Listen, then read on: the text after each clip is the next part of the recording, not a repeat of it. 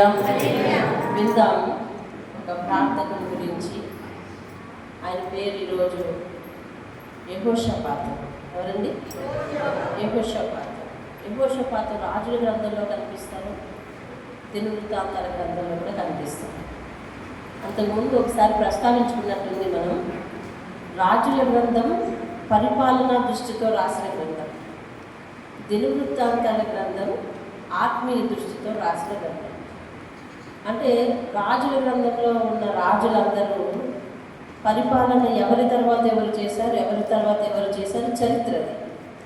దినవృత్తాంతాల గ్రంథం వచ్చేసరికి దేవుని కలిగిన రాజులు ఎవరెవరు పరిపాలించారో వారి కోసం, ముఖ్యంగా ఎవరెవరు దేవుని అనుసరించక పరిపాలిస్తే వారి పరిపాలన, వారి రాజ్యము ఎలా అస్థిరంగా ఉందో అది తెలియజేస్తాడు. దేవుని స్తోత్రం కలిగేవాడు. కాబట్టి ఈరోజు యెహోషాపాతు గురించి విందాం. ఆత్మీయ కోణంలో పరిశీలిస్తున్నాం కాబట్టి దినవృత్తాంతాల గ్రంథానికి వెళ్ళిపోదాం. 2వ దినవృత్తాంతాలు 17వ అధ్యాయంలో ఈయన మనకు పరిచయం అవుతాడు. సౌండ్ వస్తుంది, ఈ సౌండ్ వస్తుంది. 17వ అధ్యాయంలో ఆయన పరిచయం అవుతాడు. మీకు వెనక వారికి వినిపిస్తుందండి? వెనక వారికి సరిగా వాయిస్ వినిపించట్లేదని తెలిసింది. దానికోసం మరి ఏదో ఏర్పాటు చేద్దామని అనుకుంటున్నాము. సౌండ్ బాక్స్లు ఏమన్నా అటు ఇటు ఏర్పాటు చేయాలని ఆలోచనలో ఉన్నాం. ఏదైనా మంచిది అవరేలాగా ప్రార్థించింది.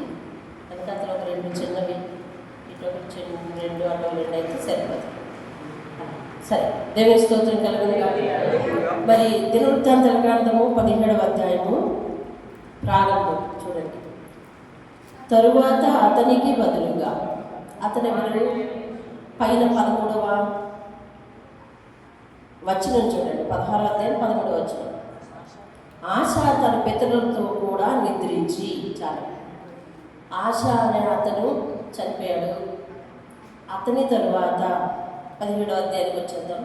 తరువాత అతనికి బదులుగా అతని కుమారుడైన యెహోషాపాతు రాజై ఇశ్రాయేలీయులు తన మీదకి రాకుండా తన రాజ్యమును బలపరచుకునేను. ఎవరు రాకుండా?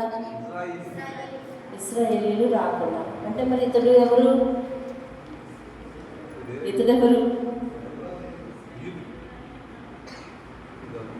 యూదరాజు. యూదరాజు ఇశ్రాయేలీ రాజులు అంటే ఇశ్రాయేలు దేవుడి మీద ఆధారపడేవారు అనుకుందాం. మరి యూదరాజులు వినండి. దావీదు కుమారుడైన సొలొమోను మనందరికీ తెలుసు కదా. సొలొమోను దేవుని యందు చక్కటి భయభక్తులు నిలిపి తన రాజ్యాన్ని సుస్థిరంగా పరిపాలించి అలా కొన్నాళ్ళు స్థిరపడిన తరువాత అతడికి గర్వం పెరిగి భక్తిహీనత లోపలికి వచ్చి కామాంధుడై మరి స్త్రీల విలాసములో పడిపోయిన కారణంగా, తన మనసు విగ్రహారాధన వైపు తొలగిపోయిన కారణంగా దేవుడు ఇశ్రాయేలీల 12 గోత్రాల 12 రాజ్యాలను సొలొమోను చేతిలో నుంచి అనేక మంది రాజులను పంపించి ఆ రాజ్యమును తునాతునకలు చేశాడు.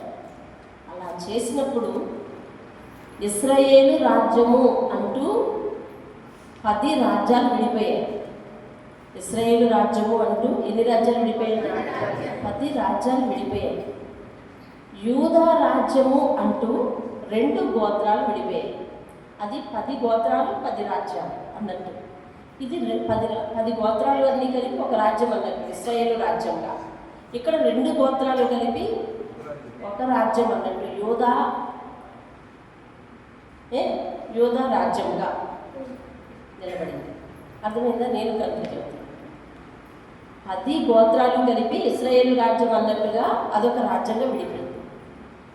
2 గోత్రాలు కలిపి యూదా రాజ్యం అన్నట్టుగా 2 గోత్రాలు విడిపోయాయి. 12 గోత్రాలు ఇలా చీలికైనాయి. యూదా గోత్రంలో ఎవరున్నారంటే దావీదు ఉన్నాడు.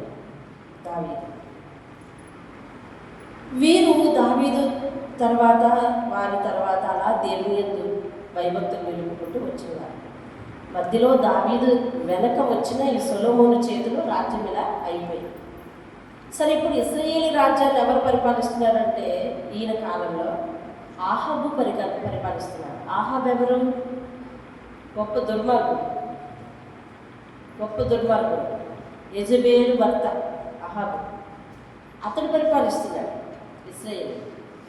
అంటే ఇప్పుడు ఇశ్రాయేలు రాజ్యము దేవుని దృష్టిలో బహు విగ్రహారాధనతో చిడిపోయింది.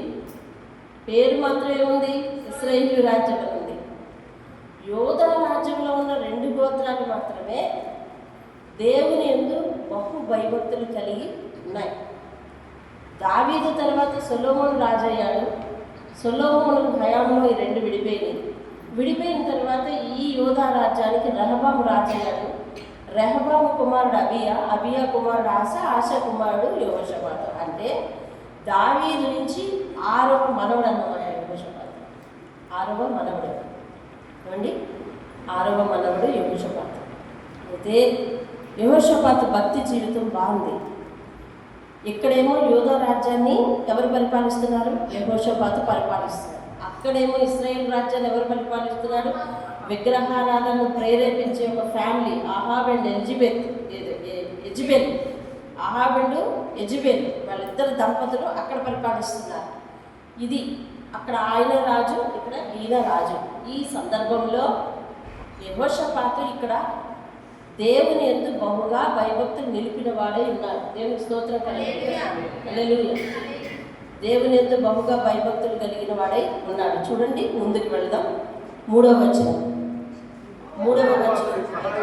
యెహోవా అతనికి సహాయుడై ఉండగా. ఎలా సహాయుడై ఉన్నాడండి? దేవుడు అతనికి సహాయుడు అని రాశాడు. అంటే ఇతడు దేవుని యందు భయభక్తులు నిలిపినవాడు, ప్రార్థన చేసేవాడు. దేవుని స్తోత్రం. అందుకనే మన ప్రార్థనల జాబితాలోకి ఈయన వచ్చాడు. యెహోవా మాట వినేవాడు, యెహోవా యందు భయభక్తులు నిలిపేవాడు, యెహోవా మాట వినేవాడు, యెహోవాకు ప్రార్థన చేసేవాడు. అందుకని అతనికి ప్రార్థన చేసిన వారు, ఆయన మాట వినేవారికి దేవుడు ఎలా ఉంటాడు? సహాయకులుగా ఉంటాడు. దేవుని స్తోత్రం కలిగి. అందుకని నేను 17వ అధ్యాయం 1వ వచనంలో 2వ లైన్ మళ్ళీ చదువుతున్నాను. యెహోషాపాతు రాజై ఇశ్రాయేలీయులు తన మీదకి రాకుండా, ఇశ్రాయేలీయులు అంటే ఆ అహాబు వారి యొక్క ప్రజలు ఈ చిన్న రాజ్యం మీదకి రాకుండా తన రాజ్యాన్ని ఎలా చేశారు తెలుసా? బలపరుచుకున్నాడు. దేవుని స్తోత్రం. అంటే అది పెద్ద రాజ్యం, కానీ ఆ రాజ్యం వీరి మీదకి రాకుండా బలపరుచుకున్నాడు. దేవుని మీద ఆధారపడ్డాడు. అందుకని దేవుడు ఏం చేశాడంటే చూడండి, త్వరగా వెళ్ళాలి. దీనికోసం కేవలం 4 అధ్యాయాలు 17, 18, 19, 20 ఈ 4 అధ్యాయాల్లో ఆయన కోసం రాయబడింది. మనం చాలా వినాలి. చూడండి, యెహోవా అతనికి సహాయకుడై ఉండగా యెహోషాపాతు తన తండ్రి అయిన దావీదు ప్రారంభ దినములలో నడిచిన మార్గమందు నడుచుచు బయలుదేవతను ఆశ్రయింపక తన తండ్రి దేవుని ఆశ్రయించుచు ఇశ్రాయేలు వారి చర్యలను వెంబడింపక. ఇశ్రాయేలు వారి చర్యలను అంటే వాళ్ళు ఇప్పుడు అన్యుల భక్తిలో ఉన్నారు కదా, విగ్రహారాధన భక్తిలో ఉన్నారు. పేరు ఇశ్రాయేలు దేశం అలా ఉండిపోయింది, కానీ వాళ్ళు అన్యుల భక్తులు. మీకు అర్థం చేసుకోవాలి కదా. ఇశ్రాయేలును అనుసరింపక అంటే వాళ్ళు అనుసరించకపోవడం ఏంటంటే దేవుని ప్రజలు కదా అని అనుకుంటాం. ఇశ్రాయేలు అనగానే మన కాన్సెప్ట్ ఎక్కడ ఎదుగుతుంది అంటే దేవుని ప్రజలు అని ఎదుగుతుంది. కానీ ఇక్కడ జరిగిన విషయం ఇది. కాబట్టి వాళ్ళని అనుసరింపక తన తండ్రి దేవుణ్ణి ఆశ్రయించుచు ఇశ్రాయేలు వారి ఆ చర్యలు వెంబడించక ఆయన ఆజ్ఞలను అనుసరించి నడిచారు. కాబట్టి యెహోవా అతని చేత, దేవుని స్తోత్రం, ఆయన రాజ్యం స్థిరపడడానికి కారణాల పైన రాశాడు. ఇతరులను అనుసరించలేదు, విగ్రహారాధకులను అనుసరించలేదు. దావీదు అయినటువంటి తన తండ్రి, అంటే తండ్రి అని పిలిస్తే వాళ్ళు తాత, వారి యొక్క ఆజ్ఞలను, వారి యొక్క భక్తి మార్గాన్ని ఇతను పాటించాడు. దేవుని స్తోత్రం కలుగునుగా. ఇప్పుడు చూడండి, యోధా వారందరూ యెహోషాపాతు పన్ను ఇచ్చుచుండిరి. అతనికి ఐశ్వర్యము అంటే ఘనత రెండుగా కలిగింది. నిన్న యెహోషువ కోసం విన్నాం కదా, అంతేనండి. నిన్న యెహోషువ కోసం విన్నాం. యెహోషువ ప్రజలందరి ఎదుట యెహోషువను దేవుడు గొప్ప చేశాడని రాసింది. దేవుడు ఏం చేశాడంటే గొప్ప చేశాడని రాసింది. అంటే ఒక వ్యక్తి ఇతరుల ముందు గొప్ప అవ్వాలి అన్నా, ఒక వ్యక్తి ఇతరుల ముందు వర్ధిల్లాలన్నా, ఒక వ్యక్తి ఇతరుల ముందు ఆశీర్వదింపబడాలి అన్నా దాని వెనక దేవుని యొక్క హస్తం ఉండాలి. దేవుని స్తోత్రం కలుగుతుంది. కాబట్టి ఆయన తలాంతలు ఇవ్వకపోతే, ఆయన ఘనత మహిమలు ఇవ్వకపోతే, ఆయన గౌరవ ఘనతలు మనకి ఇవ్వకపోతే మనం ఎవ్వరూ కూడా ఇతరుల చేత గౌరవింపబడలేము, అభివృద్ధి చెందలేము, బ్రతికి ఉండలేము. ఆయన ఇచ్చిన ఆయుష్, ఆయన ఇచ్చిన ఘనత, ఆయన ఇచ్చిన సర్వస్వం. దేవునికి స్తోత్రం. వినండి మాట చూడండి. యెహోవా 6వ వచనం, యెహోవా మార్గములందు నడుచుకొనుటకు అతడు తన మనస్సును తన మనసును ఏం చేశాడంట? దృఢపరుచుకున్నాడు. అంటే భక్తి జీవితంలో పునాది బాగుండాలండి. అందున ఈ భక్తి జీవితంలో పునాది చాలా అవసరం. పునాది బాగుండాలి. నీ పునాదులు పాడైపోతే నీతిమంతులు ఎవ్వరు ఏమి చేయలేరని కీర్తనలు 11వ అధ్యాయం చెప్తుంది. పునాదులు పాడైపోగా నీతిమంతులు ఎవ్వరూ ఏమీ చేయలేరు. నీ సంవత్సరాలు దేవుల్లో ఉన్నామని చెప్పు, కానీ నీ పునాది పాడైపోయింది అనుకోండి, అంటే నువ్వు ప్రారంభంలో ఉన్న విశ్వాసాన్ని పోగొట్టుకున్నావు అనుకోండి, నిన్నెవరు ఏం చేయలేరు.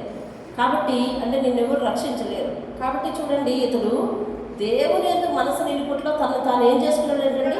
గొడవచ్చుకున్నాడు. దేవుని స్తోత్రం. స్టెబిలిటీ కావాలి దేవుని యొక్క. ఆయనకి ఇచ్చిన మాటను పాటించడంలో స్టెబిలిటీ,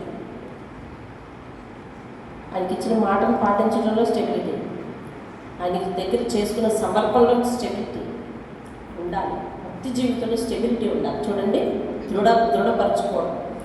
అయితే చూడండి 7వ వచనం, నేను గబగబ చదువుతా చూడండి. తన ఏలుబడి యందు 3వ సంవత్సరంలో యోధా పట్టణంలో జనులకు ధర్మశాస్త్రం బోధించడానికి ఆయన తయారుపడ్డాడు.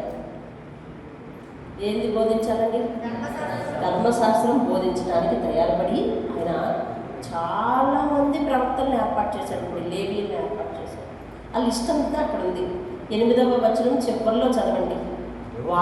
9వ వచనం చదవండి. వారు యెహోవా ధర్మశాస్త్ర గ్రంథమును చేతపుచ్చుకొని యోధా వారి మధ్య ప్రకటన చేయొచ్చు, యోధా పట్టణములన్నిటిలో సంచరించుచు జనులకు బోధించిరి. యోధా దేశము చుట్టూ ఉండు దేశముల రాజ్యములన్నిటి మీదికి యెహోవా భయము వచ్చినందున వారు యెహోషాపాతుతో యుద్ధము ఈయన ఏం చేస్తున్నాడు తెలుసండి? దేవుని ధర్మశాస్త్రాన్ని ఊళ్ళో ప్రకటించేస్తున్నాడు, వీధుల్లో ప్రకటించేస్తున్నాడు. ప్రజలందరికీ ధర్మశాస్త్రం తెలియాలి. వాక్య పఠనం కొరకు ఇంపార్టెన్స్ నిన్న యెహోషువ జీవితంలో విన్నాం. యెహోషువ ప్రజలందరూ ధర్మశాస్త్రం చదవాలని చెప్పి ఏం చేశాడు? రాళ్ల మీద చెక్కించాడు. దేని మీద చెక్కించాడు? రాళ్ల మీద చెక్కించాడు. రాళ్ల మీద చెక్కించిన తర్వాత ఆయన నిలబడి స్వయంగా చదివి వినిపించాడు. అక్కడ చాలామంది యాజకులు ఉన్నారు, చాలామంది ప్రవక్తలు ఉన్నారు, కానీ ఈయనే ధర్మశాస్త్ర గ్రంథాన్ని చదివి వినిపించాడు. వాక్యాన్ని ఇతరులకు చదివి వినిపించటంలో, వాక్యాన్ని ఇతరులకు నేర్పించటం, వాక్యం తెలియని వారికి వాక్యం వినిపించడానికి మనం చాలా కష్టపడాలండి. అర్థమైందా? ఈ నీటి యొక్క మధురిమ తెలియని వాళ్ళు ఇక్కడికి వస్తారా? రాదు. ఈ నూతిలో నీళ్లు తీపిగా ఉన్నాయి అని చెప్పి మనకి ఈ నూతిలో నీళ్ళు తీపిగా ఉన్నాయని మనకు తెలిసిందనుకోండి, ఏం చేస్తాం? ఇక్కడ నీళ్ళు వాడండి అని ఇతరులు పరిచయం చేస్తాం. వాళ్ళు మెల్లగా అక్కడ తీసుకొస్తాం. తీసుకొచ్చిన తర్వాత అది తాగేటట్టు బతిమాలుకోవాలి. తీసుకొచ్చిన తర్వాత నేను తీసుకురావడం వరకు నా వద్దు అనకూడదు, తాగేటట్టు చేయాలి. అలా ఎంతోమందికి దేవుని యొక్క మాధుర్యాన్ని, దేవుని యొక్క వాక్యాన్ని వినిపించడానికి మనం చాలా ప్రయత్నాలు చేయాలి. దేవునితో మీరందరూ శ్రద్ధగా వినాలని వాక్యాన్ని నేను బతిమాలుకుంటున్నాను. ఈ పదం మీకు అర్థమవుద్దా? మీరందరూ శ్రద్ధగా వాక్యాన్ని వినాలని నేను బతిమాలుకుంటున్నాను. వినాలి. తీరా వచ్చారు, కూర్చున్నారు, మళ్ళీ మీరు వేరే పనిలో ఉంటే ఈ సమయం అంతా వ్యర్థమైపోతుంది. నాకేం పర్లేదు, నా డ్యూటీ నేను ఎలాగ చేయాలి కదండి, ఒక్కరొచ్చినా చేయాలి. కాబట్టి ప్లీజ్ బీ అలర్ట్. వినండి, దయచేసి ఏకాగ్రత అంతా వాక్యం మీద పెట్టండి. దేవుడు మాట్లాడుతున్నాడని ఉద్దేశించండి, అంతే. దేవుని స్తోత్రం. వాక్యంలోని మధురిమ, దేవునిలోని మధురిమ, దేవుని యొక్క మహిమ, దేవుని యొక్క రక్షణ ఎదుటి వారికి పరిచయం చేయడానికి మనం చాలా తంటాలు పడాలి. అర్థమవుతుందండి. యెహోషువ ఏం చేశాడు? తంటాలు పడ్డాడు. అందరి చేత వాక్యం చదివించడం కోసం, రాళ్ళ మీద చెక్కించడం కోసం తంటాలు పడ్డాడు. చాలా కష్టాలు పడ్డాడు. ఈయన కూడా చాలామందిని ఏర్పాటు చేశారు. మీరు 8వ వచనం అంతా చదివితే వాళ్ళ పేర్లన్నీ ఉంటాయి. వాళ్ళందరినీ ఏర్పాటు చేసి గ్రామాలలో వాక్యాలు ప్రకటించారు. ఇంకా లోపల వీధుల్లోకి ప్రకటించి అందరికీ చదివి వినిపించడం వల్ల అందువలనంట దేవుని యొక్క కాపుదల ఆ దేశం మీదకి హెచ్చుగా ఉంటే ఆ చుట్టుప్రక్కల ప్రజలందరూ దేశాలన్నీ కూడా యెహోషాపాతు మీదకి యుద్ధముకు రాలేదండి. వాక్యాన్ని గౌరవించే వాళ్ళ జీవితం అలా ఉంటుంది. నిన్న కూడా దేవుడు అకస్మాత్తుగా ఒక ప్రశ్న వేశాడు మిమ్మల్ని, అవునా? ఈరోజు వాక్యాన్ని ఎవరు చదివారు అని. ఈరోజు కూడా అలా ప్రశ్న వేసుకోండి మీ మనసులో. ఎవరు చేయతక్కర్లేదు, ఎవరికి చూపించక్కర్లేదు. ఈరోజు మీరు ఎంతమంది వాక్యాన్ని చదివారు? ఎంతమంది ప్రార్థన చేశారు? ప్రతిరోజు ప్రార్థనల కోసం వింటున్నాం మనం. ప్రతిరోజు వాక్యం యొక్క ఇంపార్టెన్స్ వింటున్నాం. మీరు ఎంతమంది వాక్యం చదివారు? ఎంతమంది పనిలోకి వెళ్ళడం మానేశారు చెప్పండి? ఎంతమంది పనిలోకి వెళ్ళడం మానేశారు? ఎంతమంది తినడం మానేశారు? ఎంతమంది గాలి పీల్చుకోవడం మానేశారు? ఏం మానలేదు. కానీ వాక్యాన్ని మానేసిన వారు మీలో చాలామంది ఉన్నారు. లేకపోతే దేవుడు ఈ ప్రశ్న వేయడు. ప్రార్థన చేయడం మానేసిన వాళ్ళు చాలామంది ఉన్నారు. లేకపోతే ఈ ప్రశ్న వేయడు దేవుడు. అర్థమైందండి? కాబట్టి దేవుని సంకల్పితమైన మాటలకు గౌరవం ఇవ్వండి. ప్రార్థన చేయండి ప్రతిరోజు. వాక్యాన్ని చదవండి ప్రతిరోజు. కుటుంబ ప్రార్థన చేసుకోండి ప్రతిరోజు. ఇక్కడ విన్నది ఇక్కడ విని వెళ్తున్నారు. ఈ 40 రోజులు మీ కుటుంబంలో ప్రార్థనలో చిన్న చిన్న డిస్టర్బెన్స్ ఉన్నా ఖచ్చితంగా మీరు పడకలకు చేరేటప్పుడు మాత్రం ప్రార్థించి ఒక కుటుంబ ప్రార్థనగా ప్రార్థించి పడుకోండి. ఈ 40 దినాలు అయిన తర్వాత మాత్రం ఖచ్చితంగా దేవుని సన్నిధిలో మరి మీరు గడపటం మాత్రం మర్చిపోవద్దు. దేవుని స్తోత్రం కలగండి. రైట్, వినండి. అయితే అతని మీద యుద్ధం చేయడానికి ఎవరు రాలేదంటండి. 12వ వచనం చూడండి. ఎప్పుడైతే మన మీదకి యుద్ధాలు లేవో, కష్టాలు లేవో, ఇరుకులు లేవో, ఇబ్బందులు లేవో, మన పరిస్థితి ఎలా ఉంటుందో తెలిసిన చూడండి. 12వ వచనం. యెహోషాపాతు అంతకంతకు గొప్పవాడై యోధా దేశములందరూ కోటలను సామాగ్రి నిల్వ చేయడానికి పట్టణములు కట్టించాడు. యోధా దేశము పట్టణముల్లో అతనికి బహుధనము సమకూర్చబడేను. దేవుని స్తోత్రం. ఎంతమంది అండి? బహుధనము సమకూర్చబడిందంట. అయితే 14వ వచనంలో 2వ లైన్ చదువుతున్నాను, 3వ లైన్ చదువుతున్నాను. యోధాలో సహస్రాధిపతులైన వారికి ప్రధానులకు ఆజ్ఞ యొక్క 3 లక్షల మంది పరాక్రమశాలు నుండి సైన్యాన్ని కూడా పోగేస్తున్నాడండి. సైన్యాన్ని కూడా సిద్ధపరుస్తున్నాడు. 3 లక్షల మంది సైన్యం. ఏది? ఒక అధికారి దగ్గర అంట. ఆ కింద ఇంకా లెక్కేస్తే 2,80,000 మంది ఒక అధికారి దగ్గర ఉన్నాడు. ఇంకొక ఆయన దగ్గర లెక్కేస్తే 2 లక్షల మంది ఉంటారు. ఇంకొక ఆయన దగ్గర లెక్కేస్తే 1,80,000 మంది ఉంటారు. నేను ఇవన్నీ కూడేసి చెప్పేస్తున్నాను. 11,60,000 మంది సైన్యం అయిపోయారు. ఎంతండి?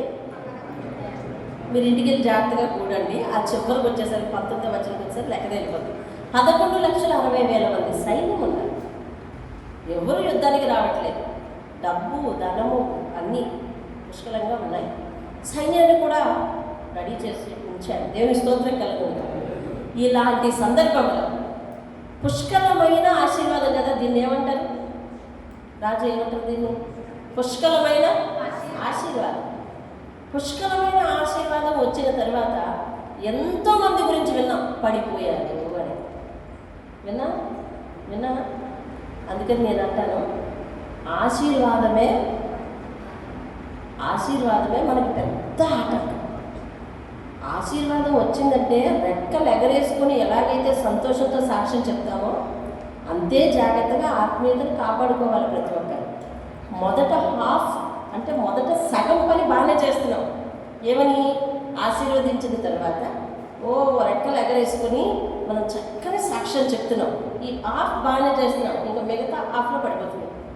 మిగతా హాఫ్లో దేవుని యొక్క మేలు లేదు, దేవుని యొక్క కార్యం లేదు అసలు.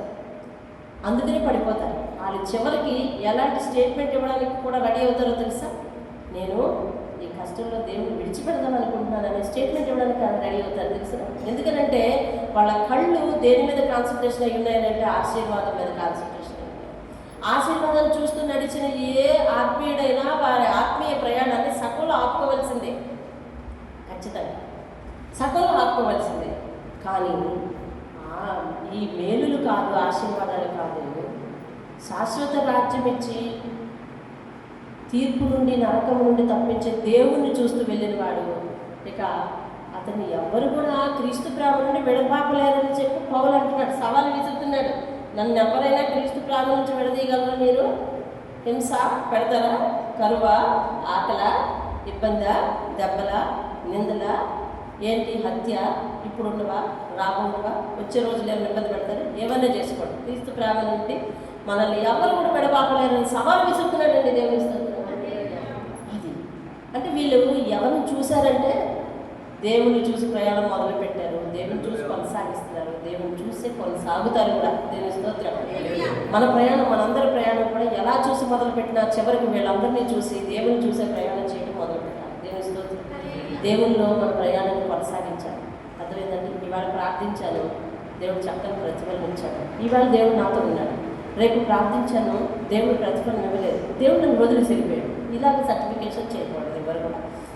అయితే ఎప్పుడైతే ఆశీర్వదింపబడ్డాడో, మీరు 18వ అధ్యాయం అంతా చదివితే నేను నా మాటల్లో చెప్తా, వినండి. మీరు చదువు ఇంటి దగ్గర చదవాలి ఇప్పుడు అండి, వినండి. ఒక మాట మొత్తం చదవండి మీకు అర్థమవడానికి. 2వ అధ్యాయం. తనకు ఐశ్వర్యమును ఘనతయు అధికముగా కలిగిన తరువాత యెహోషాపాతు అహాబుతో విజయం ఉంది. అహాబ్ ఎవరు? సార్ ఎలాంటి వాళ్ళు? విగ్రహారాధికులు. ఎక్కడ ఎక్కడ దేవుని ఉన్నత స్థలాలు ఉన్నాయో అవన్నీ పడగొట్టేశారు వాళ్ళు. ఏమండి? నూతనమైన గుళ్ళు గోపురాలు కట్టించేశారు వాళ్ళు. బహు విగ్రహారాధకులకు కారకుల వాళ్ళు. ఎలిజబెత్ అయితే యెజబెల్ అయితే క్షమించండి, యెజబెల్ అయితే ఆవిడికి ఈవిడికి ఎంత యోజన తేడా, ఆవిడ పేరు వచ్చేస్తున్నాడు. యెజబెల్ అయితే యెహోవా ప్రవక్తలు ఎంతమంది ఉన్నారో అంతమందిని చంపించడానికి సిద్ధం చేస్తున్నారు రంగం. ఏమండి? యువతలు ఈయన ఆశీర్వదిస్తుంది ఎవరు? యెహోషాపాతును ఆశీర్వదిస్తుంది ఎవరు? దేవుడు. అలాంటి వాడు, అలాంటి ఆయనతో చుట్టరికం కలుపుకుంటాడు. ఇదేమంటారు దీన్ని?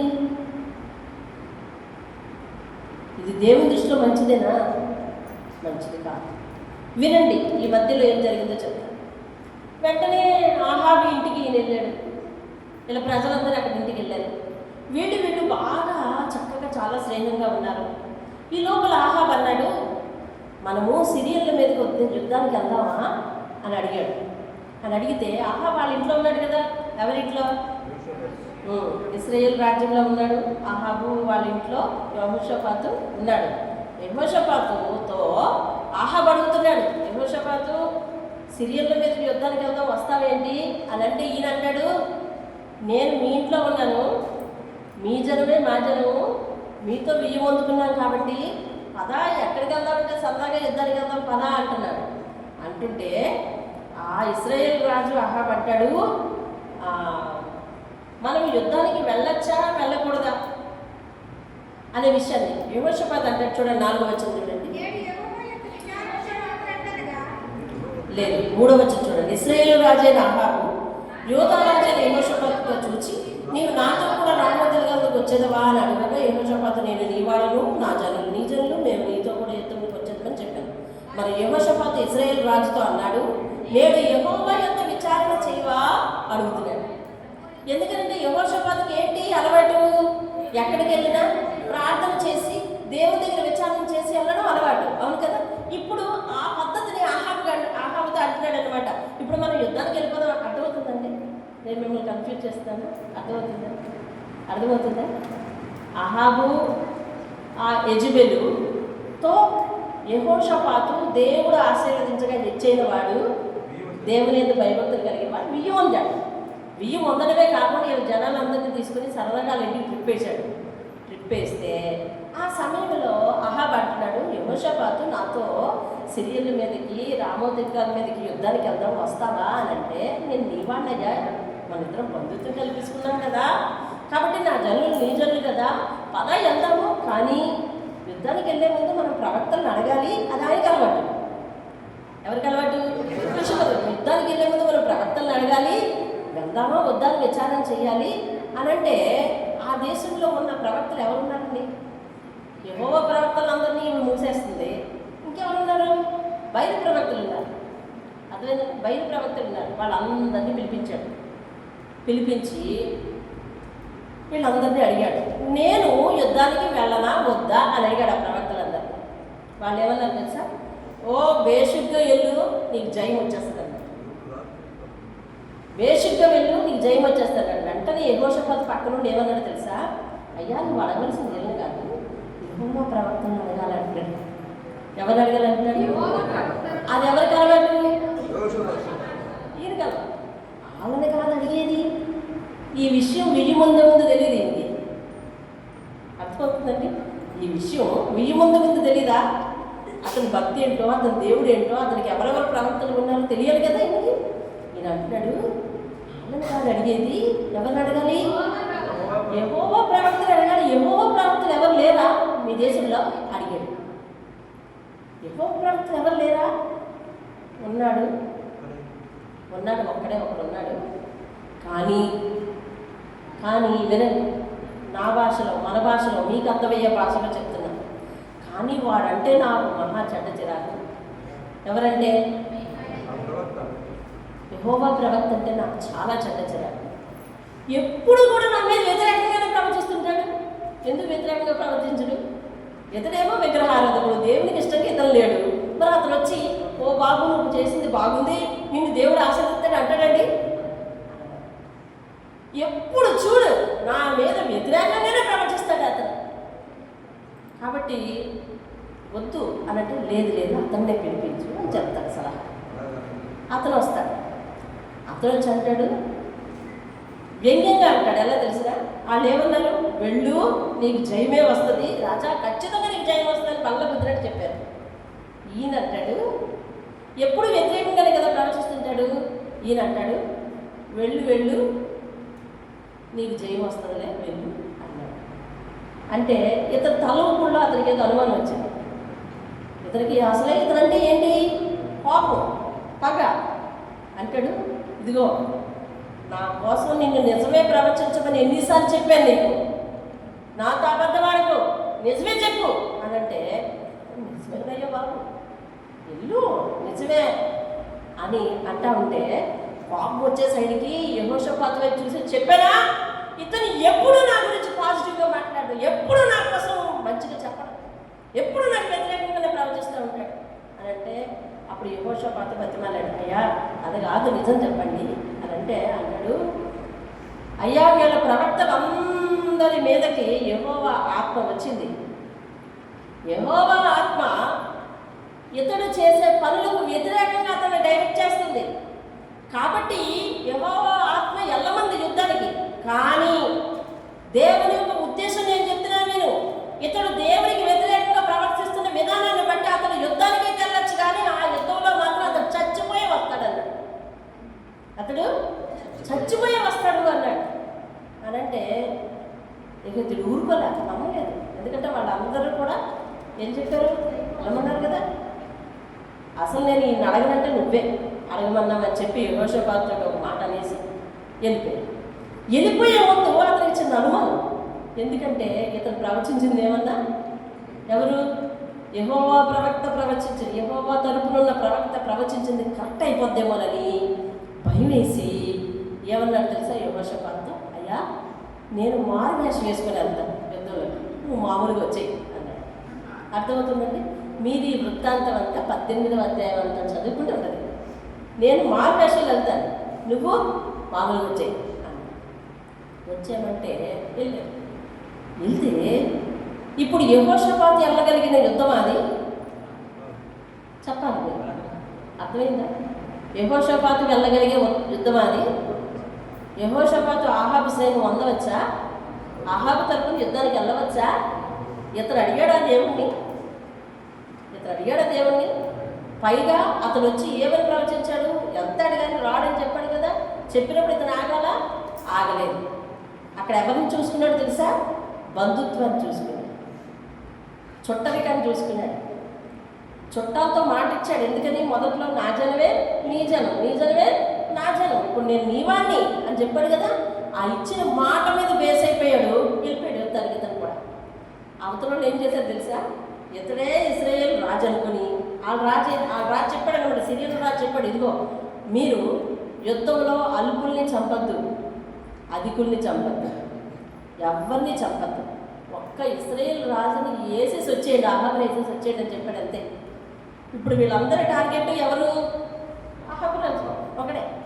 అహాబు రాజు ఒకడే. అహాబు ఏ వేషంలో ఉన్నాడు? మారు వేషంలో ఉన్నాడు. కాబట్టి యెహోషాపాతునే ఆ ఇశ్రాయేల్ రాజు అనుకుని పాపం వాళ్ళందరూ తరుగుతారు. తరిగితే ఇంక ఈయన చేసేస్తాడు ప్రార్థన, నాయనో నన్ను ఆపు, నన్ను రక్షించు, నేను వండుకోవడం ప్రార్థనకు వచ్చాను అని చెప్తే దేవుని దయ అతని మీదకి వచ్చి అతను తప్పుకుంటాడు. చూడండి 31వ వచనం.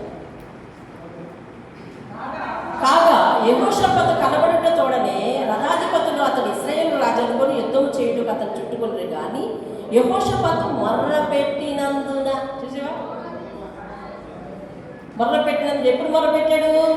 పెళ్ళికి వెళ్ళే ముందు మొరపెట్టలేదు, పెళ్లి సంబంధం కుదుర్చుకునేటప్పుడు మొరపెట్టలేదు, వాళ్ళ దేశం వెళ్ళిపోయినప్పుడు మొరపెట్టలేదు, యుద్ధానికి వస్తావా అని అడిగినప్పుడు మొరపెట్టలేదు. ఏమండి? అతడు ప్రవక్త వచ్చి నిజమే ప్రవచించి చెప్పినా కూడా మొరపెట్టలేదు. కానీ ఇదిగో అన్నీ మన ఇష్ట ప్రకారం చేసేసుకొని ఇప్పుడు ప్రాణభయం వచ్చిన తర్వాత అందరూ యేసయ్య పాదాలు పట్టుకుని, దేవుడి పాదాలు పట్టుకుని ఆశీర్వదించు, ప్లీజ్ ప్లీజ్ ప్లీజ్ అనేస్తాం మనందరం కూడా. అదిగో అలాగే చేస్తున్నాడు. మొర్రపెట్టినందున ఏం చేశాడట?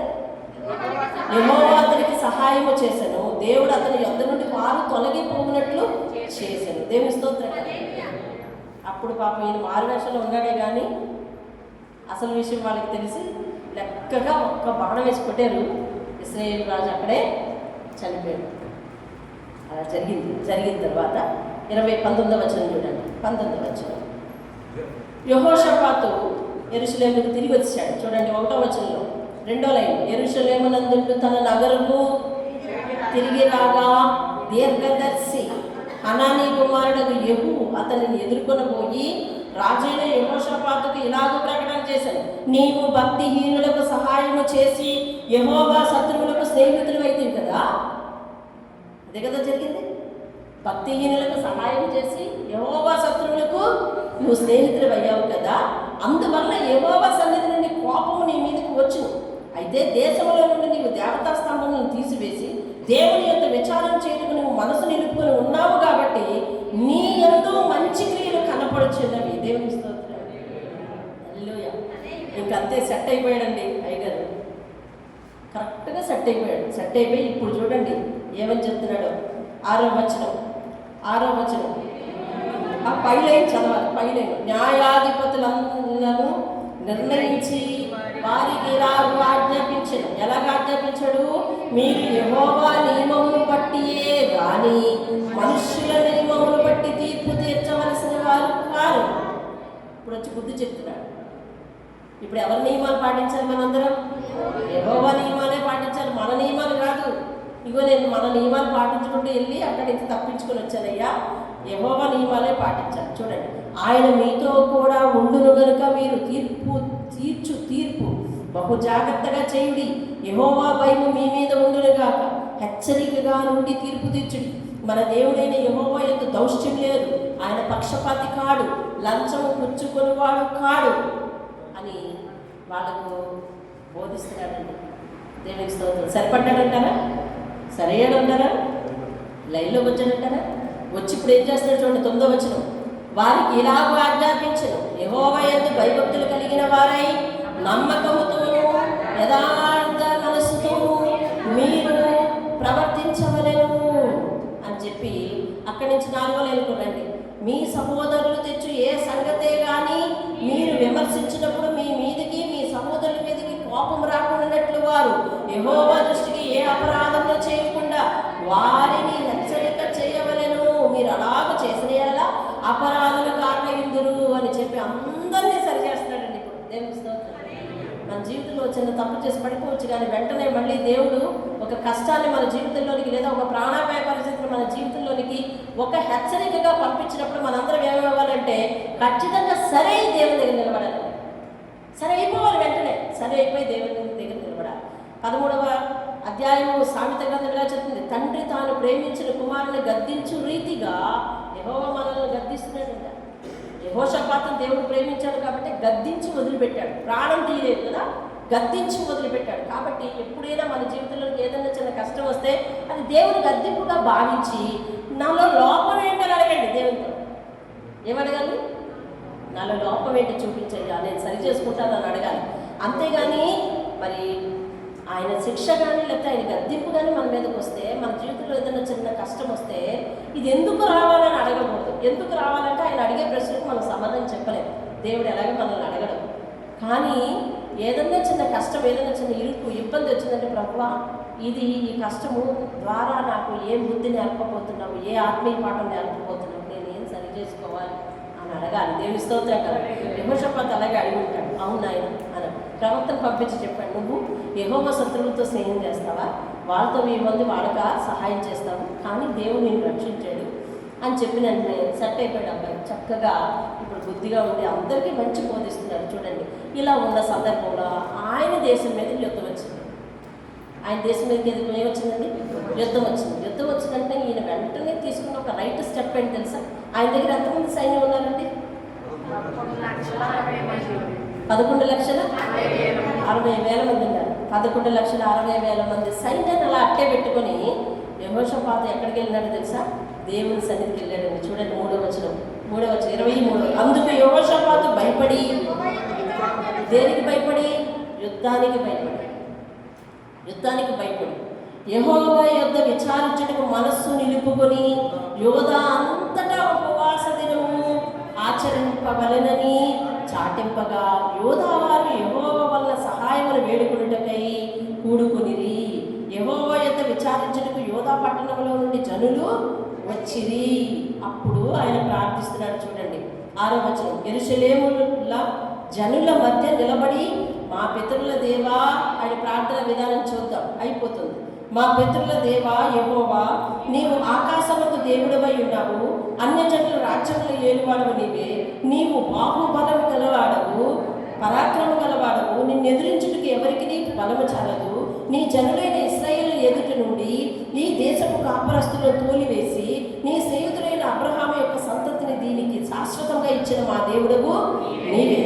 వారందులో నివాసం చేసి కీడైనను, యుద్ధమైనను, తీర్పైనను, తెగులైనను, కరువైనను మా మీదకి వచ్చినప్పుడు మేము ఈ మందిరము ఎదుట నీ ఎదుటను నిలవబడి మా శ్రమలో నీకు మొరపెట్టిన ఎడల నువ్వు ఆలకించావు, మమ్మల్ని రక్షించదు అనుకుని ఇచ్చట నీ నామ ఘనత కొరకు ఈ పరిశుద్ధ స్థలం కట్టించారు. అప్పుడు నీ పేరు ఈ మందిరంలో పెట్టబడింది కదా.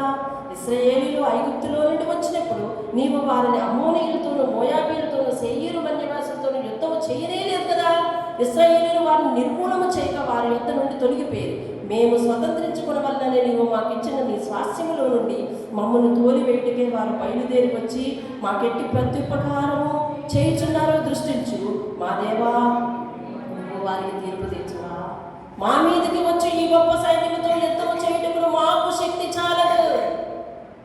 11,60,000 మంది సైన్యాన్ని పెట్టుకుని రాజు మాట్లాడుతున్న మాట ఏంటంటే, వారితో యుద్ధము చేయటానికి మాకు బలము చాలదు. ఏమంటాడైతే, ఏమి చేయటకును మాకు తోచదు, నీవే మాకు దిక్కు అని ప్రార్థన చేశారు. యోధావారందరూ కూడా తమ శిశువులతో, భార్యలతో, పిల్లలతో, శిశువులంటే ఒడిని పెట్టుకున్న చంటి బిడ్డలు, ఒడిని పెట్టుకున్న పిల్లలతో పాటు వచ్చేసారు. చూసారు, ఒడిని పెట్టుకున్న పిల్లలతో పాటు వచ్చేసారండి. మామూలు పిల్లలు ఉన్నారు, ఒడిని పెట్టుకున్న పిల్లలు ఉన్నారు, భార్యలు, ఆడవాళ్ళు అందరూ కూడా వచ్చేసి ఆయన సన్నిధి నిలబడితే యెహోషాపాతు వాళ్ళందరి ముందు నిలబడయ్యా, నువ్వే కదా గత కాలంలో ఇశ్రాయేలు దేశం నుంచి మా మీదకి ఎన్నో యుద్ధాలు వస్తే నువ్వే కాపాడావు, అబ్రహాం సంతతమైన మాట ఇచ్చావు. ఇప్పుడు వాళ్ళందరూ కూడా ఇదిగో నీ మందిరం ఎదుటి నిలబడి ఎవరు ప్రార్థన చేస్తే వారి ప్రార్థన ఆలకిస్తావు కదా. నీ మందిరం ఎదుటికి వచ్చి మేమందరం నిలబడ్డాం. ఈ గొప్ప సైన్యంతో యుద్ధం చేయడానికి మాకు శక్తి చాలదు. వారు ఎలా వస్తున్నారో చూస్తున్నావు కదా. ఆ ఇశ్రాయేలు దేశం అంటే ఎవరి దేశం అంటే అది దేవుని దేశమే కదా. కానీ వాళ్ళు ఎలాగా వ్యతిరేకులు అయిపోయారో ఒకసారి చూడయ్యా. మాకేం తోచట్లేదు, మాకు దిక్కు నువ్వే మాకు దిక్కు నువ్వే అని ప్రార్థన చేస్తే శిశువులు, పిల్లలు, ఆడవాళ్ళు, మగవాళ్ళు అందరూ కూడా అలా నిల్చుంటూ ప్రార్థన చేశారంటే దేవుని స్తోత్రం. ఫలితంగా యెహోషాపాతు ప్రార్థన దేవుడు ఆలకించి 15వ వచనంలో జవాబిస్తున్నాడు. యూదా వారులారా, యెరూషలేము కాపాడుతున్నారా, యెహోషాపాతు రాజా మీరందరూ ఆలకించండి. యెహోవా సెలవిచ్చినది ఏమనగా, ఈ గొప్ప సైన్యములకు భయపడకుడి, జడియకుడి, ఈ యుద్ధము మీరు కాదు, దేవుడే జరిగించు. తప్పు చేసి మరలనా కానీ దేవుడు పెద్ద భరోసా ఇస్తున్నాడండి. అందుకని ఇది ఒక ముత్యం లాంటి మాట. ఈ యుద్ధము యెహోవా ఏమంటాడండి, భయపడద్దు, జడియద్దు, యుద్ధం మీరు కాదు, ఎవరు చేస్తారండి, దేవుడే జరిగించు. రేపు వారి మీదకి వెళ్ళండి. మీరు 17వ వచనం చెప్తారు, ఈ యుద్ధంలో మీరు పోట్లాడాల్సిన పని లేదు, వెళ్ళండి. అంటే యుద్ధానికి వెళ్ళమంటే అక్కడ అర్థమేంటి తెలుసా, వారి మీదకి వెళ్ళి పడిపోరండి.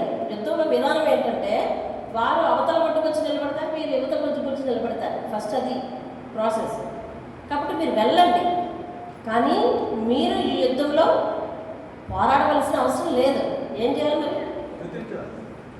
చూడండి. యూదా వారలారా, యెరూషలేము వారలారా, మీరు వరసలుగా యుద్ధ పంక్తులు తీర్చి నిలవబడి మీతో కూడా ఉన్న యెహోవా దయచేయు రక్షణను మీరు చూచెదరు.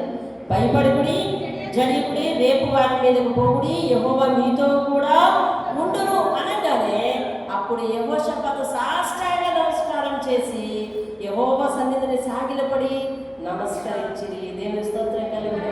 19వ వచనం, కహాతీయుల సంతతి వారును కోరాహీయుల సంతతి వారును లేవీయులు నిలబడి గొప్ప శబ్దముతో ఇశ్రాయేలీయుల దేవుడే యెహోవాను స్తుతించిరి. దేవుని స్తోత్రం కలుగును. హల్లెలూయా.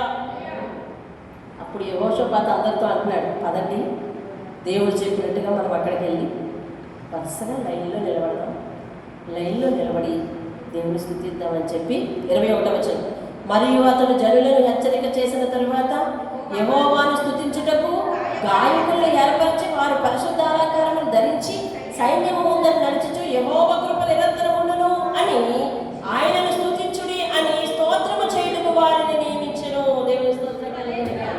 హల్లెలూయా. ఏం చేయడానికి నిలబడ్డాడండి? స్తోత్రం చేయడం. అందుకనే ఆరాధన చాలా ముఖ్యమైన పార్ట్ అండి. మందిరాలలో ఆరాధన పార్ట్ చాలా ముఖ్యమైన పార్ట్. అందులో ఖచ్చితంగా మనం లేచైనా నిలబడాలి, మోకరించైనా మోకరించాలి. అంతేగాని అటు ఇటు కాకుండా కూర్చోకూడదు. వింటున్నారా? అటు ఇటు కాకుండా కూర్చోకూడదు. ఏమండి, లేచి లేవనట్టు అటు మోకాలు వేసే జాబితాలోకి కాక అటు నిలబడే జాబితాలోనికి కాకుండా వర్తిస్తూ చాలామంది ఉంటున్నారు. అటు వర్తించట్లేదు, ఇటు వర్తించలేదు, వీళ్ళు వేరే పోవాలి. అలా ఉండకూడదు. స్తుతి చాలా శక్తివంతమైనది. స్తుతి చేసే పనులు ఇన్ని కాదు. నువ్వు బాధలో స్తుతి చేస్తే దాన్ని దేవుడు ఏమంటున్నాడంటే స్తుతి యాగం అంటున్నాడు. యాగం అంటే ఏంటంటే అగ్ని, మంట. మనం బాధల్లో ఉన్నప్పుడు స్తుతి యాగం చేస్తే దేవుడు గొప్ప ఫలితాన్ని ఇస్తాడు.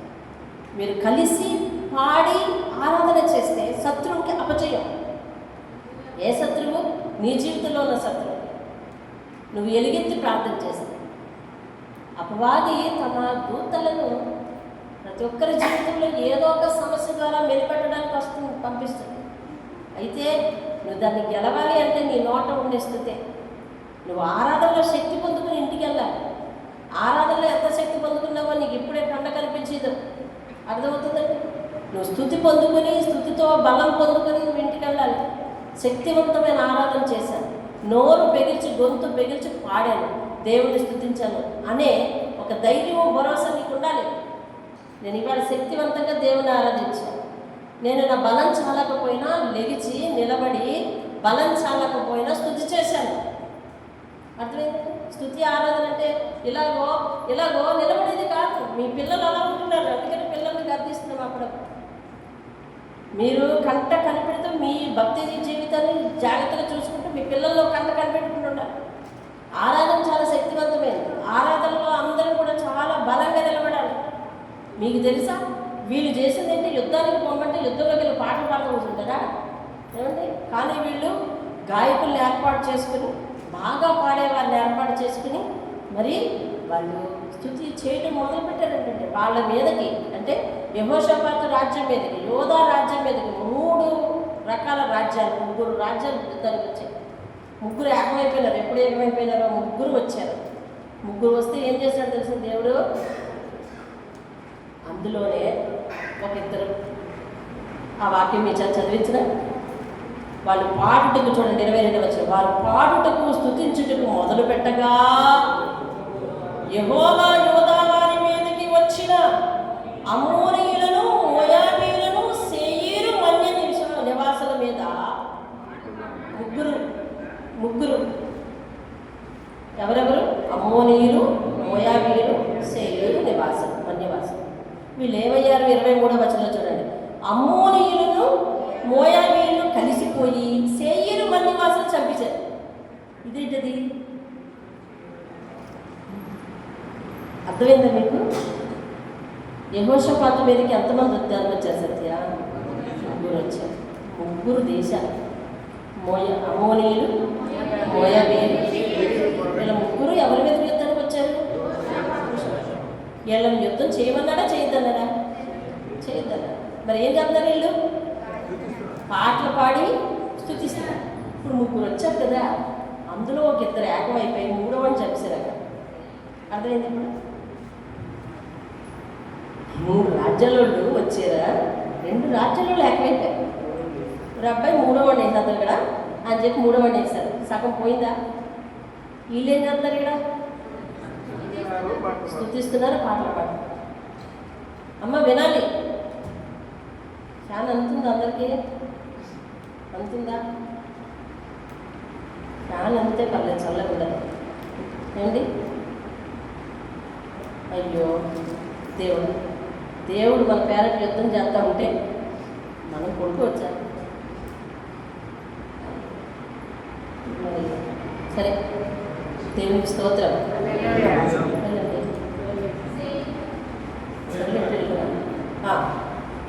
వారిద్దరూ కలిపి 3వ వారి మీద పడి వాళ్ళ పీడ విరగడైపోయింది. ఇంకా వీళ్ళు ఏం చేశారు తెలుసా? వాళ్ళలో వాళ్ళే పొడి చేసుకున్నారు. వాళ్ళు వీళ్ళు చదవండి వాక్యం చదవండి. అమ్మోనీయులు, మోయాబీయులు, శేయీరు మన్య నివాసులు బొత్తిగా చంపి నిర్మూలన చేయవలనని పొంచి ఉండి వారి మీద పడింది. వారు శేయీరు కాపురస్తులను కడముట్టించిన తర్వాత తమలో ఒకరినొకరు చంపుడుకు మొదలుపెట్టి యోధా వారు అరణ్యమందు, సరే ఇక 25వ వచనం చదవండి.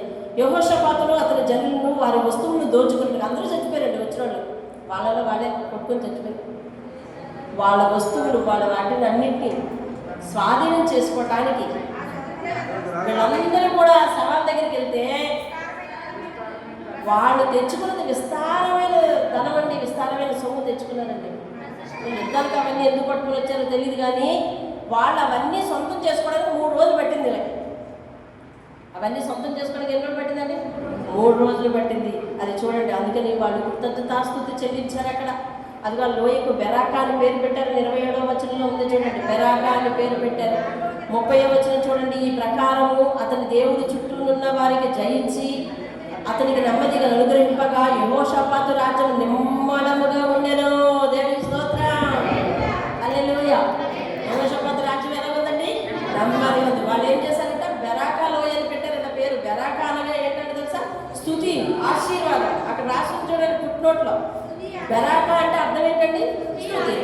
బ్రాకెట్లో ఇంకో పేరు రాస్తే అర్థం ఏంటి? ఈ పేరు ఆ పేరు ఒకటేనే కదా అర్థం. స్తుతి అనగా ఏంటంట?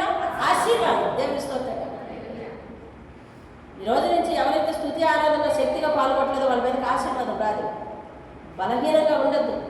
నేను బలంగా నిలబడాలి దేవుని సన్నిధిలో అనుకోండి. ఊత లేకపోయినా ఏదో పట్టుకుని మోకరించాలి. లేకపోతే ఓకేనా?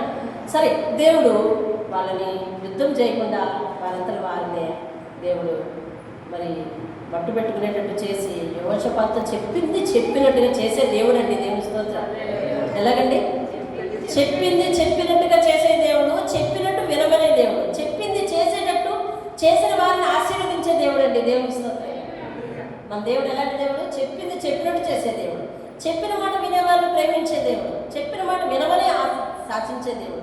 అలాగే చెప్పిన మాట వినిన వారిని ఆశీర్వదించే దేవుని ఇస్తుంది. అది చూడండి, ఇదంతా అయిపోయింది.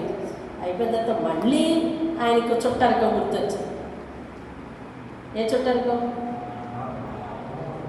మనలో ఏదో ఒక చిన్నది ఉంటుందండి, దాని పేరు ఏ పేరు పెట్టాలో నాకు తెలియదు అసలు. అదేం చేస్తుందంటే మళ్ళీ పోయిన పాపాన్ని, పాత గుణగణాన్ని పైకి రేపుతుంటుంది ఒక్కోసారి. అందుకే చూడండి, చాలామంది అంటుంటారు, నేను దేవుడు నమ్ముకున్నాను కాబట్టి నువ్వు బతికావు, లేకపోతే అసలు నేను ఎలాంటి ఉన్నావు, నేను ఎలాంటి దానిలో తెలుసా నీకు అంటే ఎలాంటిదో ఇంకా బతుకుందనమాట. చచ్చిపోలేదు వీళ్ళు పూర్తిగా, ఇవి చచ్చిపోలేదు దేవుళ్ళు, ఇంకా లోకంలో చచ్చిపోయి దేవుళ్ళో బ్రతకాలి, ఇంక ఇవి చచ్చిపోలేదు. అదేనండి, నిజంగా దేవుడు నమ్ముకోకుండా ఉంటే నీ సంగతి చెప్పుకుండేదాన్ని.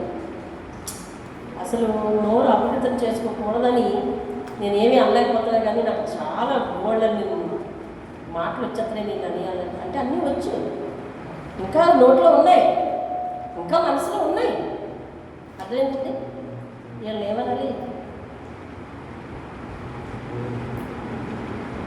అలా ఉండడానికి వీల్లేదు. అవంటే మతిమరుపు రావాలన్నమాట, అవంటే తిలోదకాలు వదలాలి. అదేంటంటే వాటికి స్వస్తి చెప్పేయాలి, వాటికి నాకు సంబంధం లేదని నీళ్లు గడుపుకోవాలి. అలాంటి పరిస్థితులు మనం ఉండాలండి. పాపం పేరు చెప్తే ఇంకా నోరు చెప్పాలించే స్థితిలో మనం ఉండకూడదు ఎట్టి పరిస్థితుల్లో. కాబట్టి చూడండి 35 వచనం. ఇది అయిన తరువాత యోధా రాజైన యెహోషాపాతు మిక్కిలి దుర్మార్గముగా ప్రవర్తించిన ఎవరైనా ఇశ్రాయేలు రాజు ఎవరాడు? ఆహాబు తర్వాత కుమారుడు అహజ్యా, వాళ్ళు వచ్చారు తర్వాత. మరి ఆడ చనిపోయాడు కదా ఇందాక. అహజ్యాతో స్నేహము చేసెను, తర్షీషులకు పోదగిన ఓడలు చేయింపవలనని యెహోషాపాతు అతనితో స్నేహం చేయగా వారు యెసొన్గే వేరులో ఆ ఓడలను చేయించిరి.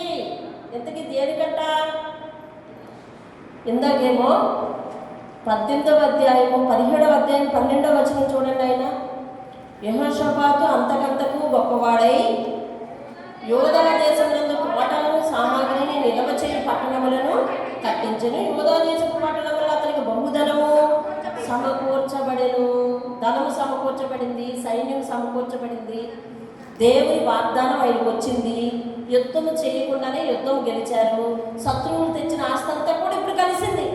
3 రోజులు వెళ్ళి ఏరుకున్నారు ఆ ఆస్తిని. ఇప్పుడు వాళ్ళు ఇంకా ధనికులు అయ్యారా, పేదవాళ్ళు అయ్యారా? ధనికులు అయ్యారు. ఇంకా దేవుడు వాళ్ళని ఆశీర్వదించాడు. ఇప్పుడు ఈ డబ్బంతా ఏం చేసుకోవాలంటే కొత్త వ్యాపారం మీద పెడదామని ఆలోచన వచ్చింది. డబ్బు ఎక్కువైతే ఈ ఆలోచనలు వస్తాయి. ఇంకా కొత్త వ్యాపారం మీద పెట్టుబడి పెడదామని ఆలోచన. ఏం చేయాలి ఆలోచించాలి. ఓడలు తయారు చేసాం. ఈ ఓడలు తయారు చేసే స్పెషలిస్టులు ఆ దేశంలో ఉన్నారనమాట. ఓడలు తయారు చేయండి. ఈ ఓడలు తయారు చేసే స్పెషలిస్టులు ఎక్కడ ఉన్నారు? ఇశ్రాయేలు రాజ్యం యొక్క రాజు తాలూకు వాళ్ళు ఉన్నారు. అందుకని వాళ్ళతో స్నేహం చేసి ఆ ఓడలను చేసుకుంటే ఆ ఓడలతో వ్యాపారం చేయడానికి మొదలెట్టాడనమాట యెహోషాపాతు. మొదలెట్టిన తర్వాత అలాగ సముద్రంలోకి వెళ్ళి అలాగ వాళ్ళు బదులైపోయారు. అర్థమైంది? ఒక వాక్యం చూడండి. అంతటా ఎక్కడ చదువుతున్నాను నేను? రెడ్ పేపర్లు ఎగిరిపోయండి. 37 వచ్చాను. అప్పుడు మారేషవాడును దోదాబాబు కుమారుడైన ఎలీయెజరు, నీవు అహజ్యాతో స్నేహం చేసుకుంటే గనుక యెహోవా నీ పనులను భంగము చేయనని యెహోషాపాతు మీద ప్రవచనం ఒకటి చెప్పాను. అప్పుడు ఏం చేయాలి? ఆ ప్రవచనం చెప్పినప్పుడు ఇది మానేయాలి కదా. మానేసి పొందింట్లో డబ్బులు ఎలాగ తీసుకున్నా కాంట్రాక్ట్ మానేసుకుని ఇంటికి వచ్చేయాలి. కానీ ఇంకా కాంట్రాక్ట్ మాట్లాడేసాం కదా, మనమేమో మన ఇష్టం వచ్చినట్టు పనులు చేసేసుకుంటే దేవుడే చూసుకుంటుండే అన్నాం. ప్రవచనం చెప్పిన తర్వాత కూడా ఆయన ఏం చేశాడంటే ఉరుకులేదు. అప్పుడు ఆ ఓడలు తర్షీషులకు వెళ్ళజాలకుండా, తర్షీష్ మాట ఎప్పుడైనా విన్నారా? తర్షీష్ ఎప్పుడు? యోనా. తర్షీష్ ఒక పెద్ద వ్యాపార వాణిజ్య ప్రదేశం. తర్షీషులో వ్యాపారం చేద్దామని ఓడలు కావాలి, పెట్టుబడి పెడదామని అయ్యగారు పెద్ద బిజినెస్ చేద్దామని ప్లాన్ వేశారు. ప్లాన్ వేస్తే తర్షీషుకి వెళ్ళకుండానే ఆ ఓడలు ఏమైనాయండి? బద్దలైపోయారు. కాబట్టి దేవుడిచ్చిన ఆశీర్వాదంతో ఆగి దేవుని అడిగే ఏదైనా చేయాలి. అంతేగాని ఇష్టం వచ్చినట్టుగా మనం దేని మీదో పెట్టుబడి పెట్టేసేసి ఏదేదో చేసేద్దామని ఎవరితో బియ్యం పొందకూడదో, ఎవరితో స్నేహం చేయకూడదో, వాళ్ళతో బియ్యం పొంది వాళ్ళతో స్నేహం చేస్తే కనుక మన జీవితంలో అది జయము కాదు. కానీ ఎంతో చక్కని స్వభావం, చక్కని భక్తి జీవితం ఉన్న యెహోషాపాతు జీవితం ఎలాగ ముగింపు అవ్వడం మనందరికీ విచారంగా కదా. అవును, కాబట్టి ఆయన గురించి విచారించుకున్న లాభం ఏం లేదు. మన జీవితాలు అలా అవ్వకుండా చూసుకోవాలి. దేవుడు మనల్ని ఆశీర్వదిస్తున్నాడంటే ఏనాటి దానానికి చాలు అన్నట్టు దేవుని దగ్గర భయభక్తులు కలిగి, ఆయన ఇచ్చిన దానికి కృతజ్ఞత కలిగి ఆయన దగ్గర ఉంటే దాన్ని ఎలా హెచ్చు చేయాలో దేవుడు చూస్తాడు. అంతేగాని ఇక డబ్బు ఎక్కువైపోతుంది, దాన్ని ఎట్లా దాచుకోవాలని చెప్పి నీ కప్పు కావాలని చెప్పేసి అందరి దగ్గర వడ్డీలకి ఇచ్చి ఇంకా ఇటు చేసి అడి చేసి ఇలా చేయకూడదు. లేదా వేరు దాంట్లో పెట్టుబడి పెట్టే ముందు కూడా దేవుడిని అడిగి ఒక చక్కని నిర్ణయం తీసుకొని ముందుకు వెళ్ళాలి. అది కూడా ఎలాగ చేస్తున్నాం, ఎవరితో చేస్తున్నాం, ఎవరితో ఉండవలసి వస్తుంది, ఎవరితో ఏకీభవించవలసి వస్తుంది అనేది కూడా చూసుకోవాలి. అలాగే బియ్యం పొందేటప్పుడు కూడా అన్యులతో, విగ్రహారాధనలతో, విశ్వాసులకు అవిశ్వాసులతో పొత్తు లేదని బైబిల్ ఖండించి చెప్పింది. కాబట్టి దాని మీద ఆధారపడితే ఖచ్చితంగా దేవుడు మన జీవితాలను నిలబెట్టగల దేవుడి స్తోత్రం కలుగుగా. ఆయనకు అసాధ్యమైనది ఏమీ లేదు. కాబట్టి ఆ రీతిగా మనం ఈరోజు ప్రార్థనాంశం ఏదైతే చేస్తామంటే, దేవుడు వద్దన్న స్నేహాలు చేయకుండా, ఏం స్నేహాలండి? దేవుడు వద్దన్న స్నేహాలు చేయకుండా, దేవుడు వద్దన్న బియ్యాలు పొందకుండా ఆశీర్వాదాన్ని నిలబెట్టుకునే ప్రార్థన చేద్దాం. ఎవ్వరు కూడా యెహోషాపాతులాగా యెహోవా వద్దన్న బియ్యం, యెహోవా వద్దన్న స్నేహం చేసి వారి యొక్క జీవితాలను పతనం చేసుకోకూడదని ప్రార్థన చేద్దాం. దేవుని స్తోత్రం కలుగుతుంది. ఈరోజు ప్రార్థనాంశం ఇది. 20 ప్రార్థనాంశాలు అయినాయి. మొదటిది సంఘం అంతటి వరకు చేసాం. 19 ప్రార్థనాంశాలు ఎవరైనా రాస్తే నాకు రేపు ఇవ్వండి, సరేనా? Okay, right. ప్రార్థన చేద్దాం. లేద్దాం, ఇంకా ఉందాం, అలాగే ఇంకా ఉందాం. 1 గంట కొనసాగిద్దామా? మరి సెలవేంటి? సరే, వచ్చే సంవత్సరం టైం మార్చేస్తానులేండి.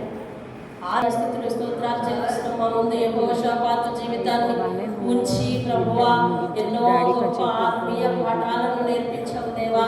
ఆశీర్వాదం ఒక పెద్ద ఆటంకం అని, అది ఎవరికైతే వస్తుందో వారు జాగ్రత్తగా నిలబడాలని మొదటి భాగం కృతజ్ఞతలు చెల్లించటం, కృతజ్ఞతాస్తుతి కూడికలు పెట్టుకోవటం, సాక్ష్యం ఇవ్వటం అనే మొదటి భాగాన్ని బాగా చేస్తున్నారు. కానీ తరువాత విశ్వాస జీవితాన్ని సరిగ్గా నిలబెట్టుకోలేకపోతున్నారు అని ఒక వాదు మాకు వినిపించారు దేవా.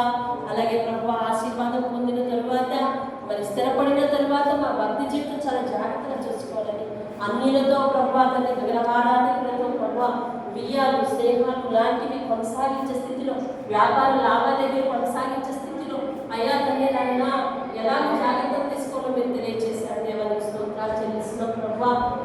దేవా అవిశ్వాసంతో విశ్వాసం పొత్తు లేదు, మారు లేదని మీరు సెలవిస్తున్నారు. దయచేసి మా జీవితాలలో అటువంటి ఛాయలు కలగకుండా కాచి కాపాడని ప్రార్థన చేస్తున్నాను. ఆధారపట్టుకుని పెట్టుకున్నాయ్యా. మా బిడ్డల జీవితాల్లో కానీ అటువంటి ఛాయలు కానీ ఆయన స్తోత్రాలు చెల్లిస్తున్నాం. ఆ పవిత్రమైనది నీ ఆజ్ఞ లేకుండా అయ్యా తండ్రి ఆయన నీ చిత్తానికి విరుద్ధమైన నిర్ణయాలు ఏ ఒక్కరు తీసుకోకుండా అయ్యా సమస్తంలో అందరి మనసులు భద్రపరచులను ఆయన ఇస్తుంటా. ఎవరస్తుని చేతులకు అప్పగిస్తున్నాను. వారి జీవితంలో, వారి వివాహాల నిర్ణయాలలో అయ్యా తండ్రి నాయన దేవుని యందు భయభక్తులు కలిగి యెహోవా యందు మనసు నిలుపుకొని యెహోవా దగ్గర విచారణ చేసి అయ్యా తండ్రి నాయన వారు అడుగులు ముందుకు వేయడానికి కృప చూపించయ్యా.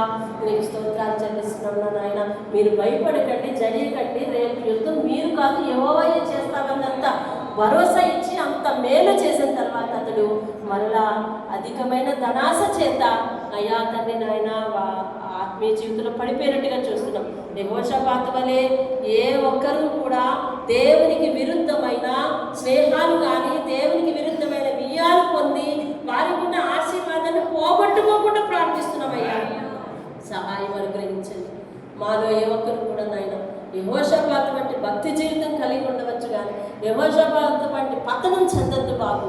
ఆశీర్వదించిన తర్వాత చాలా జాగ్రత్తగా నీ సన్నిధిలో ఉండగలగడానికి సహాయం దయచేయండి. ఎంతోమంది అయ్యా తండ్రి 40 దినాలు వ్యర్థం చేసుకుంటా ఉన్నారు. వారి జీవితంలో ప్రభువా తండ్రి నాయన మందిరంలో గడపాల్సిన 40 దినాలు వారు వ్యర్థం చేసుకుంటూ ఉన్నారు. అయ్యా తండ్రి నాయన దయచేసి ప్రభు వారందరినీ కూడా ప్రభు సమకూర్చండి. దేవానికి వందనాలు చెల్లిస్తున్నాం. ఏ ఒక్కరూ కూడా నాయన అనేక ఆశీర్వాదాలు కావాలని కోరుకుంటున్నాం. ఆశీర్వాదం ఇచ్చిన తర్వాత మేము పడిపోకుండా కాచి కాపాడు నాయనానికి వందనాలు చెల్లిస్తున్నాం. మా విశ్వాస జీవితాన్ని మేమే జాగ్రత్తగా చూసుకొని ఆచితూచి అడుగులు వేయడానికి సహాయం అనుగ్రహించలేవా. నీ స్తోత్రాలు చెల్లిస్తున్నాం. ఏ ఒక్కరు పతన స్థితిలోకి వెళ్ళొద్దయ్యా. నీ చేత వర్ధిల్లింపబడాలి, నీ చేత ఆశీర్వదింపబడాలి, నీ సన్నిధి మేము చేరాలి. మా ప్రయాణం మధ్యలో ఆగద్దు. ఆశీర్వాదం చూసే కన్నులు కాదు, ఆశీర్వదించే దేవుణ్ణి చూసే కన్నులు మాకు ఇవ్వని ప్రార్థిస్తున్నాం. సహాయం అనుగ్రహించు. మా నేత్రాలు నిన్ను చూసినట్టు దీవించాలి. కృపను అనుగ్రహించమని యేసయ్య అతి శ్రేష్టమైన నామములో మరొకసారి 20వ మెట్టు ఎక్కించినందుకు నీ పాదాలకు కృతజ్ఞత అభివందనాలు తెలియజేసుకుంటున్నాను బాబు. రేపటి నుంచి ఇంకా సగం ప్రయాణం ఉంది. ఊత పట్టుకొని నడిపించమని ప్రార్థిస్తున్నాను. కృప చూపించండి. యేసయ్య అతి శ్రేష్టమైన నామములో ప్రతిమాలకు అడిగి వేడుకుంటున్నాను పరమ తండ్రి. ఆమేన్ ఆమేన్ ఆమేన్. యేసు రక్తమే చేయండి, శిలువ రక్తమే చేయండి. ప్రవేశనామై సంపూర్ణ విజయం కలుగునుగాక. అపవాద క్రియలకు అనంత నాశనం కలుగునుగాక. ఆమేన్. తండ్రి అయిన దేవుని ప్రేమ, కుమారుడైన యేసుక్రీస్తు వారి యొక్క కృప, పరిశుద్ధాత్మ యొక్క అన్యోన్య సహవాసం సదా మనందరికీ తోడై నడిపించునుగాక. ఆమేన్ ఆమేన్. అందరికీ దేవుని పేరు వందనాలండి.